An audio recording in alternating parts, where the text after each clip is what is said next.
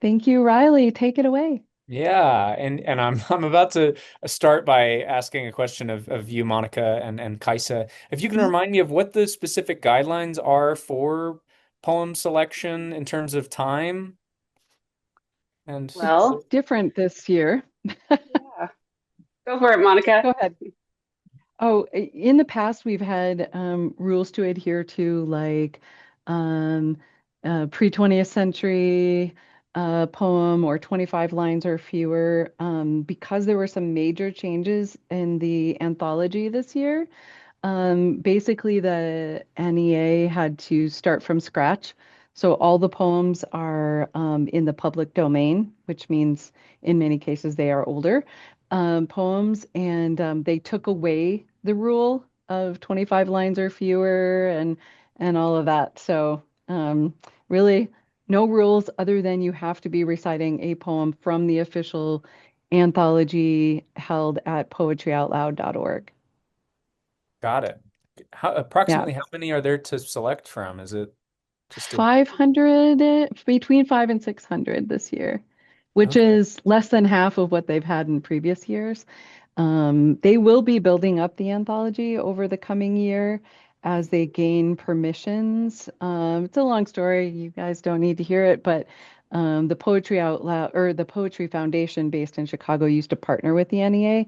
They were the keeper of their permissions, so that's the reason that the NEA kind of had to start at square one this year. But they're working hard on that. So next year, if you compete, you'll see a bunch of new poems back in the anthology, Got it. um, old poems back returning, and some new ones, I think.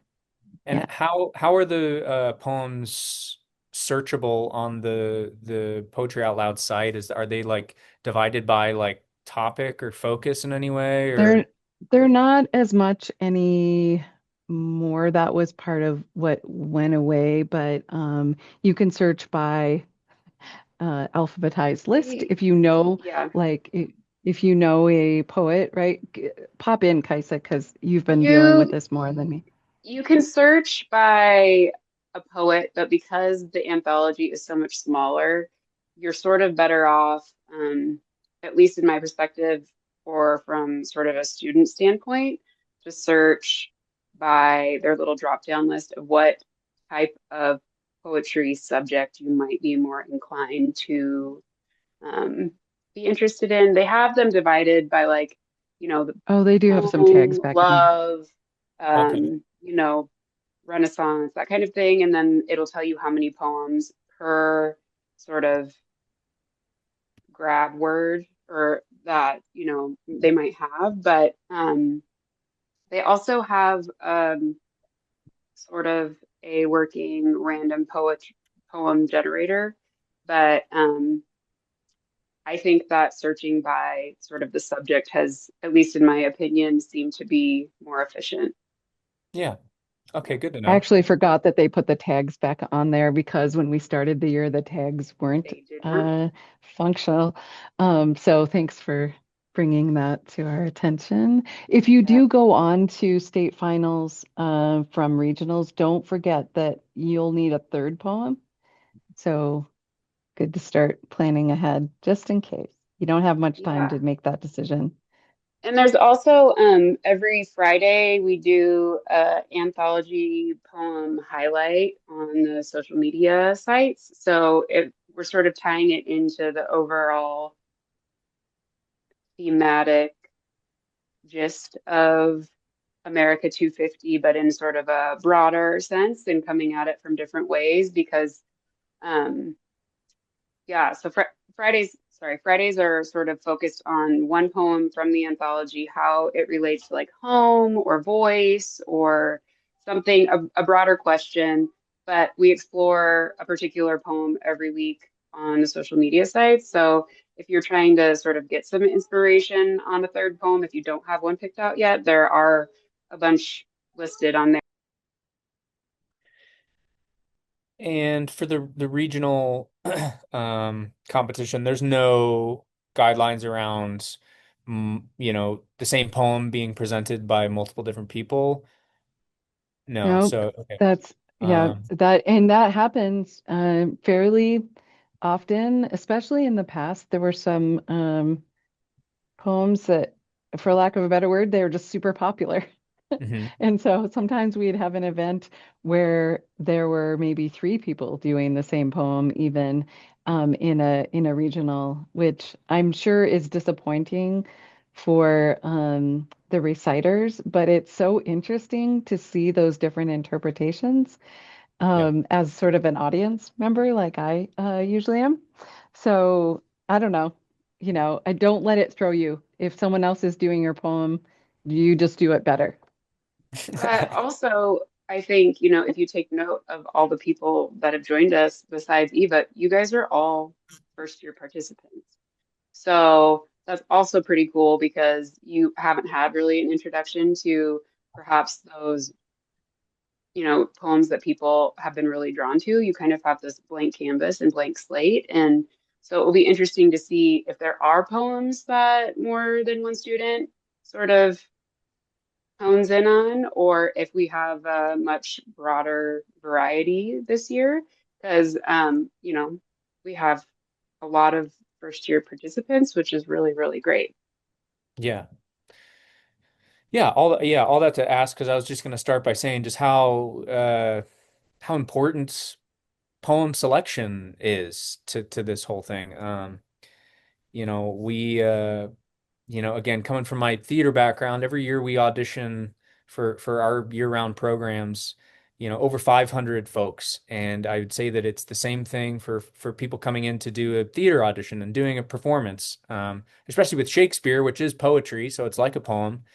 The folks that stand out are those that have selected a poem um, that you can tell they connect deeply with, that there's something about it that really overlaps with um, something they feel, in their heart. And all that to be said, I would love to encourage, from seeing the regional auditions and seeing the state competition and then viewing, poem selection at the national level. Um, I think it takes so much courage to get on stage to memorize a poem and then to deliver it in front of your peers. And gosh, I know when I was in high school, like there's a lot of big feelings, and there's a lot going on right now that there's a lot of reasons to have big feelings about. And I would say do not underestimate the power in choosing a poem that is about expressing something that you are joyful or hopeful about. I think with poetry, because it allows us to express big feelings, um, a lot of those poems are really intense. And one way to balance, especially since you have multiple options, is to find something that gives you a chance to, I don't know, maybe tell a story that not you're not telling, maybe you're telling, some poems are story oriented and maybe you have a similar experience to draw from, but maybe it's just about the images, and maybe it's a poem that is talking about uh something that you also love, fishing, or I love riding my bike. I mean, there's so many poems about so many different things.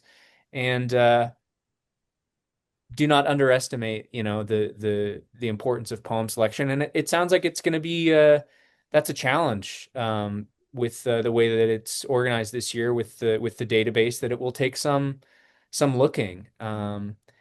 But I encourage you to take your time with selecting and find a poem that really um, that you can be excited about sharing, that you would be excited about sharing with your friends and family. I mean, for many of you, getting up on stage the first time, um, I'll say last year I was in my first, even though I have a background as an actor and as a performer, last year I participated in the Montana Ballet. They got me roped in.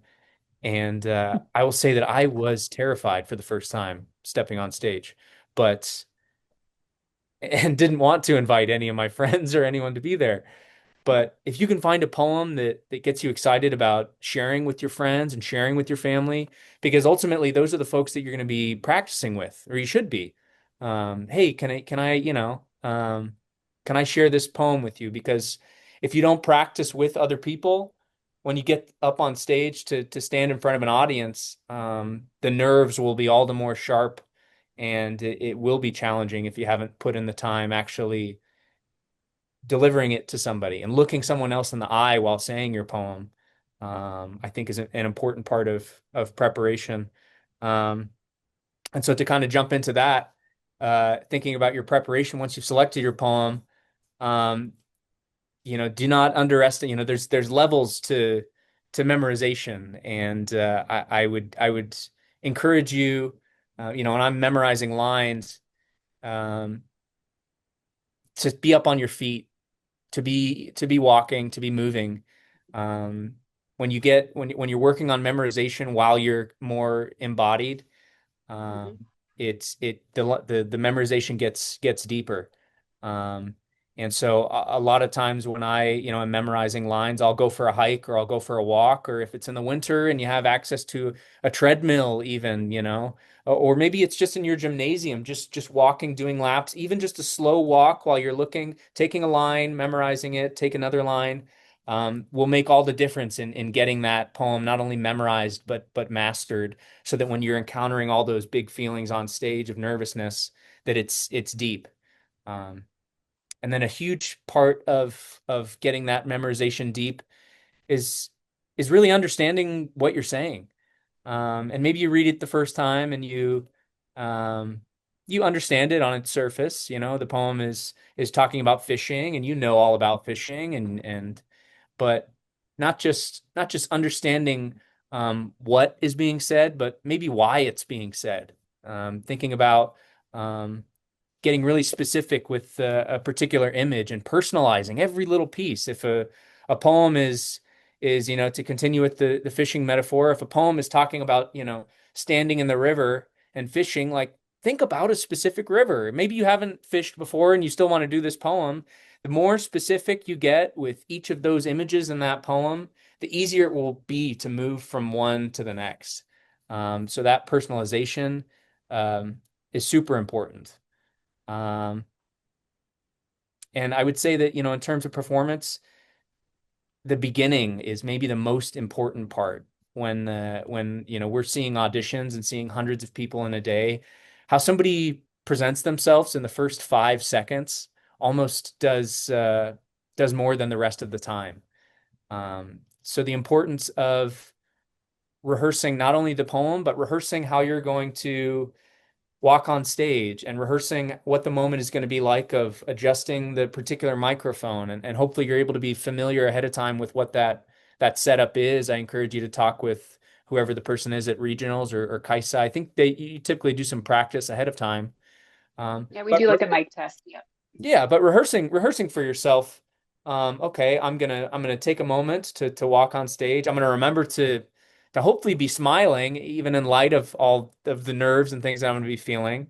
Um, to actually look people in the eye, which is the hardest part, and to take a breath before you begin. Um, in the theater world, we talk about having a strong moment before, that you're specifically coming from somewhere else and you have a specific need even before you start to speak. Um, but having those things sort of laid out for yourself and practicing those things, even in a pretend way without a microphone.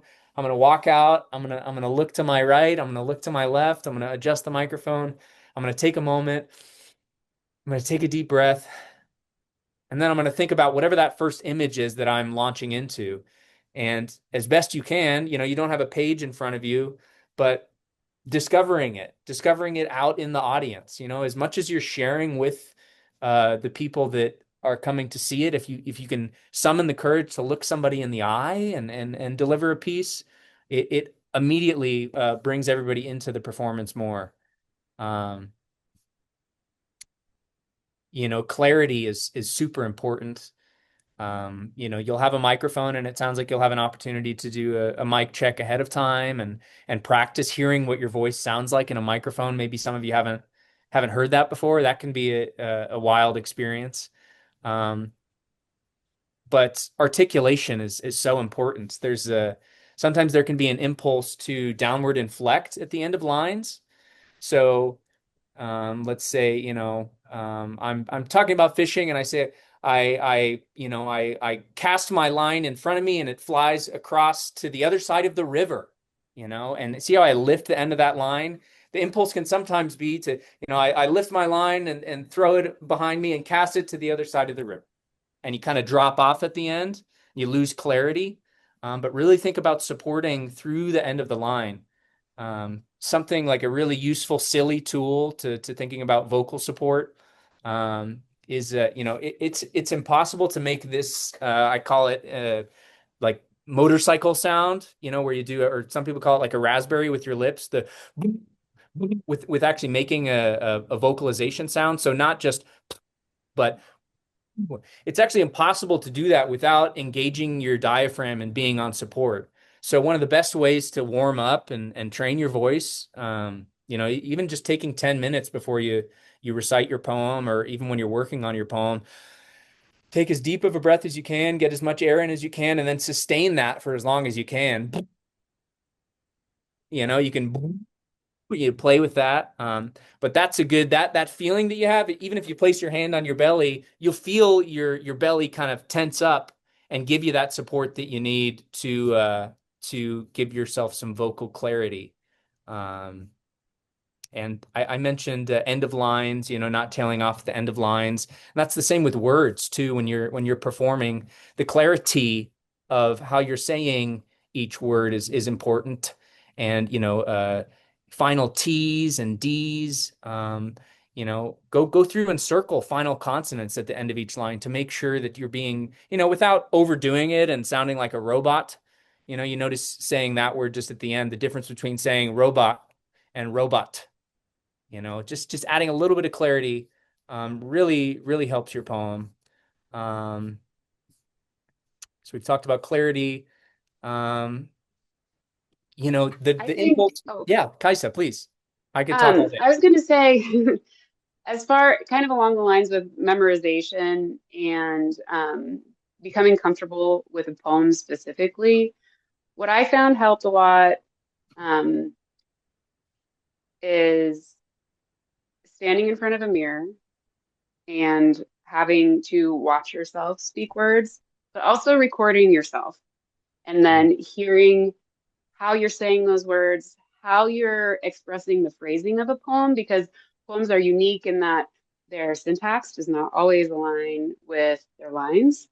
And how does emphasizing a line break sort of influence the meaning of a poem versus sticking with the syntax? Also, your pacing, because a lot of the time we have the tendency to rush through something and we don't realize how quickly we're talking. And even though most people don't like listening to their own voice, hearing yourself say your poem not only helps you memorize it, I think, but also helps you hear where perhaps you need to make changes as far as clarity, but also, like if you're rushing, if a line might have more impact, if you're going through the enjambment into, like saying the full sentence versus breaking it up line by line. So I think sort of once you get into like the act of really, you know, memorizing it by heart, being able to sort of dissect it as more of like, how is my tone coming across? How is my phrasing coming across? And I think also something that really is unique to poetry is stanza breaks, or certain poems have really big um, silences in them. And I think those silences often speak just as much as the words themselves. So if there's an intentional break, if the poet wants you to linger on a moment, on an image, and that is shown on a page, you should honor that. Or you should hear how it sounds when you don't honor it, and go with what feels comfortable for you as the person performing that piece, because ultimately you're the one that's I can't speak, who is owning that poem for the moment. It's your story, it's your emotion, it's your imagery, and you have to make kind of those executive decisions. Do I go through this line? Do I make this break? And I think hearing yourself do it different ways can really help with that. Um, and then the one other thing, I know Lisa has been on a call about the anthology and its changes way earlier in the fall. And I know Eva's probably aware of this because she's more familiar with the past year's anthologies, but this year's anthology can seem sort of old-fashioned. It can seem sort of fuddy-duddy, old ways of saying things, old imagery, lots and lots of rhyme. And that feels really unfamiliar to a modern day group of students.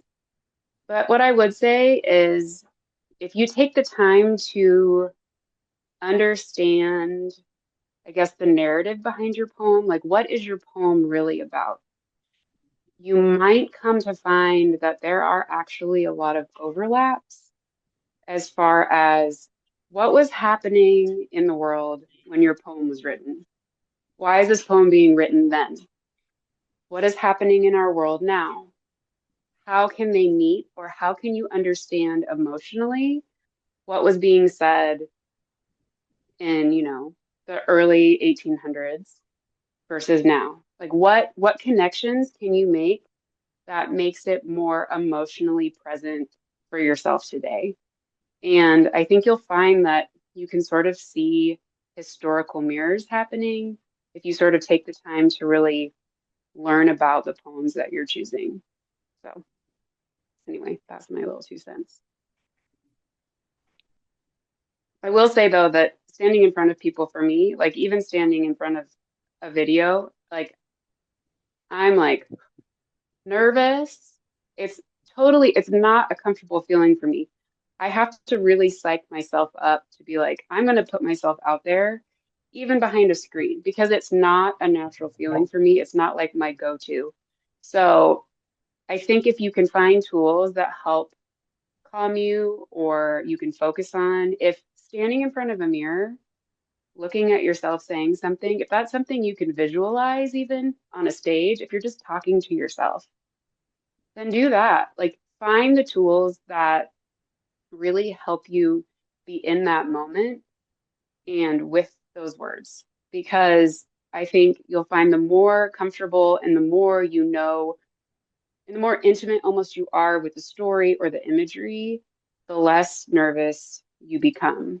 So you just kind of have to figure out a way to be in that element while you're in a very sort of foreign feeling space.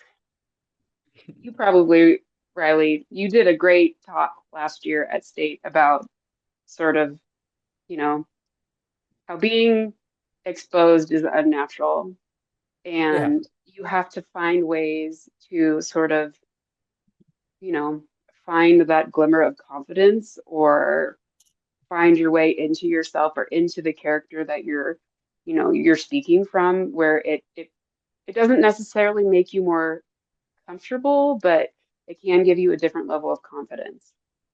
Yeah. Um, I want to, for those of you that are watching, I want to use Kaisa right now, like as an example of clear physicality too, when it comes to reciting your poem. Um, Naturalistic gesturing that makes it clear, talking about this, this, and this. The clarity of having a physical, because it's like, what do I do with my hands? I'm on stage. Do they go by my side? Are they here? What do I, one of the things to encourage is not, um, you know, not over gesturing, not like I'm going to assign I called my friend and he hung up and then things weren't, not doing that, but finding a whatever's more comfortable for you. Again, like the words are the most important part and making the words clear to us, so less gesturing is always better than more, but the way that we speak naturally, some of us are more, and I'm kind of overdoing it right now, but finding a center, it can be here, here, it can be at your sides, and then you find a moment to bring your hands up, but simple is better than overdoing it. I think there were some folks last year I remember seeing that were very much um, kind of turning it into a um, pantomime kind of thing. But it's just some super great notes, things I was going to say as well, Kaisa, about um, pauses and thinking about, pace, the inclination with nerves is going to be to go fast. Um, but experimenting with different ways and recording yourself, let me try this version where I record myself saying it, or, if there are verse lines to your poem, record a version where you're just honoring a pause after each verse line. And then record a version where you do run through to the maybe where the end of a thought naturally is. And listening back to see what what you enjoy, or what seems clear to you. Um, pauses are really powerful, but in the theater world, we talk about keeping the ball in the air, and so you don't want to drop the ball too much. The inclination can it can be tempting to take lots of dramatic pauses and um, know that just because you're summoning a lot of feelings around a particular image doesn't mean that we're necessarily feeling it in the audience. And so sometimes taking too many pauses can lead us to kind of zone out. But variety when it comes to pace, rhythm, and tone are super helpful and super important. Think about the folks that are judging you, they're listening to a lot of poems, and so it can be easy to uh, um, not tune out, but it can be more challenging to listen to poems that haven't found ways to discover a new image, or to set ideas against each other. Um, yeah, let's see. I talked about eye contact. It can be scary, but if you're able to really look people in the eye, I have this thought that I share with you, and then this one that I share with you, goes a long way. um I talked a little bit about emotion, not forcing any emotion.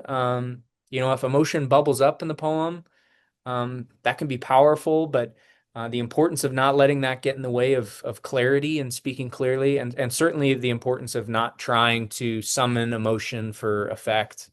Um, yeah, and then like I said about rehearsing how the poem starts, how your performance starts, rehearse how it finishes. I remember seeing some great recitations last year, where somebody finished the last line of their poem and then, immediately bailed. Allow it to settle for a second. I'm not sure what is the traditional Kaisa.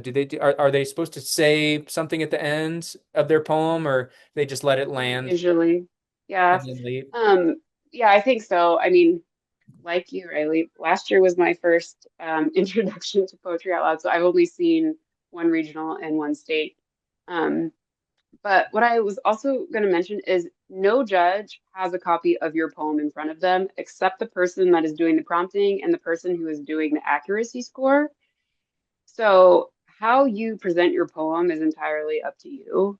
Um, like how you phrase, how you know, do your sentences. All of that is up to your discretion and your interpretation, which Eva, your poem last year, with the apartment, Walking in the Snow, is a prose poem. Never would have known that in my entire life based on the recitation. So you have to realize that like how you present a poem is unique to every single person presenting that poem. And no judge is going to know if you are connecting verses. No judge is going to know if you are like connecting lines that have been broken up. No judge is going to know if you are skipping a pause, um, which is why I think, getting as comfortable and familiar with your particular poems as you can get is sort of the beauty of it because you didn't write the poem, but the poem is yours in that moment. And how you present that to the audience and to the judges is entirely up to you. So I think that's a really sort of key thing to remember as well when you're starting to practice and rehearse and sort of own your space is it becomes yours. Whether another person in regionals is doing the same poem as you, it's yours while you're on the stage. And I think that you really sort of, you know, that that's kind of exciting because you're allowed to do with it what you want to do. And so just keep that in mind when you're running through your memorization practice. Because I think the more you get really into the bones and the meat and know how you want this thing to come alive, the easier it's going to be on the stage because the less it's going to be about remembering things line by line because your body will remember it. So let's see. There's a lot of great, or there at least used to be, um, or just the full video recordings on YouTube of national competitions from previous years. That's a way to kind of, um, look at what has been successful, and to, yeah, those are great resources on the Poetry Out Loud website. They still have like a recording from last year's national competition, or maybe on YouTube. It should be YouTube would be searchable. I think would be the best place Uh, to go. But it's also interesting because this year's anthology there are a lot of really long poems. And it will take not just practice, but um, you have to have a lot of courage and ambition to sort of take a poem that isn't just 20 or 25 lines or, you know, a couple stanzas, because a lot of these poems, are more than 2 pages. Like they're wow. meaty beasts. And so it will be really interesting to see how different students choose their poems, interpret their poems, and ultimately memorize them. So, but I think Monica had to go because she had another meeting. But do you guys have questions? Do you have concerns? Do you have things that you guys want to talk about regarding, being on stage, recitation, memorization, anything like that? Or Lisa, do you have any questions for, your students or yeah? Hi. Yeah, Hi. sorry. I've got speech and debate practice going on in my room, so you might hear some people in the background. But anyway, I was wondering, like, what advice do you give kids on how to memorize? Because the last few years that I've done this, I'm just like, okay, so let's just, writing out your poem or saying it into your phone and then listening to yourself or video recording yourself or just take it, chunk it, and learn certain lines and then add to it. What advice do you give for memorization? I could use that for next year. Riley is probably a better memorization. Yeah, I mean the hard work of memorization can sometimes be really boring. You can get bored with your poem. The amount of time it takes to really, and that's why I said, like, spending time getting so specific with each word, just meditating on a word and what it makes you think of, and selecting specific images, tying to specific experiences in your life. But really just being on your feet and saying, okay, I'm going to 10 more times go through this poem, um, and take it a line at a time, uncovering one line at a time. So you have one line, you take, I say that line, I say that line, okay, now I'm going to say that line. I have that one memorized. And once you have one memorized, then move on to two. Um, recording yourself and listening can be really helpful. I think there's some apps that I know that folks use for line memorization where you can type them in and it'll actually feed you just one line at a time. Some folks, once you get, familiar, then, instead of writing out the whole poem, write out just the first letter of each word in the line. And that can be something that gives you a little bit of a prompt, but doesn't fully give you the whole line. That kind of gets you more toward that mastery level. Um, it's just specifics of why, sometimes even in scoring, it's hard to memorize set speeches and for the same reason, memorizing a block of poem can be challenging. Um, sometimes it's helpful to score in what necessarily would prompt you to say the next line, depending on the style of a poem, of course. But if you're, to get back to that poem that Eva had last year that, was like a narrative poem that, kind of took you through a journey, specifically visualizing that journey, but thinking about why one thing that was happening in the poem led to the next thing. And what is the question that leads to, what you then say in the following line, and almost memorizing those questions. So it is almost like a scene you're memorizing can sometimes be easier than just trying to remember. We talk to the students sometimes like, if I asked you to, like, we're capable of memorizing um, very complex directions from having experienced traveling somewhere before. But if I asked you to write down each of those directions in your mind, sitting where you are right now, you might not be able to do it all specifically. But when you get to a particular intersection, oh, I remember because I remember that tree there, and we turn left here. And so setting up what those guideposts are for yourself along the way that will, help you prompt what comes next. There's people that do this at an extreme level. You can read about the memory palace sort of exercise where people use spaces they're super familiar with and put parts of the poem in a different space. So versions of that can be helpful, but ultimately it a lot of the time just comes down to pushing hard through that spot where you're like, I'm so sick of this poem, and I'm not gonna, pushing through those moments. And at those times it can be fun to just get totally weird with, how you're saying your poem, just like, explore different weird rhythms, like say the poem, like, to one of your favorite songs, or just find weird ways to stretch it, and you'd be surprised with what you discover. But it also just helps kind of keep it fresh as you're doing that long kind of what can be a slog of memorization. I'd also say, especially because stylistically, so many of these poems are coming out of the same time period, you're dealing with a lot of poems that have really strong rhyme schemes. So for this year in particular, if you have a poem that's rhyming, there's so much music that is happening that you can sort of cling to.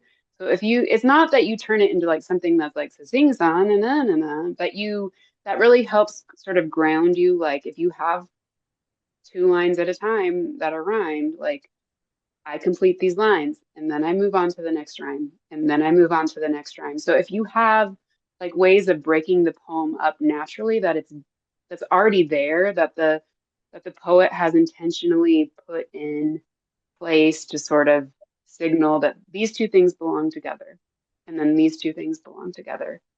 That sort of naturally guides you not only through the poem but through the memorization process as well, I think, because as far as I have experienced, there are a lot of strong forms that are being used in the poems that have been chosen this year. Like they follow really natural rhythms, or they have music behind them. And so I guess just encouraging students to find the cadence of the poem, like how is the poem being sung to you? If they can find the music behind it, then that sometimes can sort of guide them through the memorization process as well. Thanks for your suggestions. I wrote a lot down. So I'm going to try some new things next year and this Awesome. year because we've got some kids that if they advance, they're going to have to memorize Yeah, another poem. true. All right, Yep. thanks. Does anyone else have any other questions? Any of the students? Do you guys have any concerns or anything like that? No? Well, I would suggest that you guys try and check out the social media stuff if you want tips on being in front of an audience. We have some real life working writers that have done videos about, stage fright, how to, be in front of a group. Also, if you need prompts for Poetry Elevated, which is still open, the original writing competition that's open until next week. And so I would just really encourage you to check that out if you haven't already. But other than that, Riley, thank you so much for sharing your wonderful expertise. And we all appreciate all of your wonderful suggestions. I know I do, and I'll be able to use them getting out in front of the crowd here in regionals and then state, because Lord knows I need some nerve calming suggestions. So I appreciate I it still too. do. I still do. Nerves mean you care, you know? If they go away, that's when it's really a problem. Thank you all. No, this is such a joy, and it's inspiring. It's really brave getting up in front of Very your brave. peers and others and reciting a poem. So congratulations ahead of time. Yes, thank you so much. I appreciate all of you guys for joining the Zoom. We'll have a copy of it if you want to revisit any of the suggestions that Riley was so generous enough to share. And if you guys think of anything over the course of the next couple of weeks before regionals, I put the poetry out loud at mt.gov email where you can reach me. And my cell phone number is also there if you need a quick answer to anything. I usually have some sort of electronic on or nearby. So please feel free to holler if you need anything. But other than that, thank you so much for joining us today. I really appreciate it. Thanks, everyone. Thank you.